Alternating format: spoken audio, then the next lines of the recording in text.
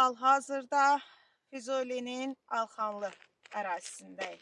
Müharibənin ilk başlanğıc elədiyi nöqtədən sizlərə çəkiliş paylaşıram.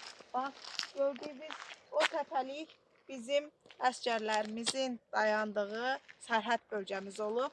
Bu təpəlik isə işğal altında olan ərazimiz olub. Hal-hazırda bizim bayrağımız dalğalandı o təpəlikdə.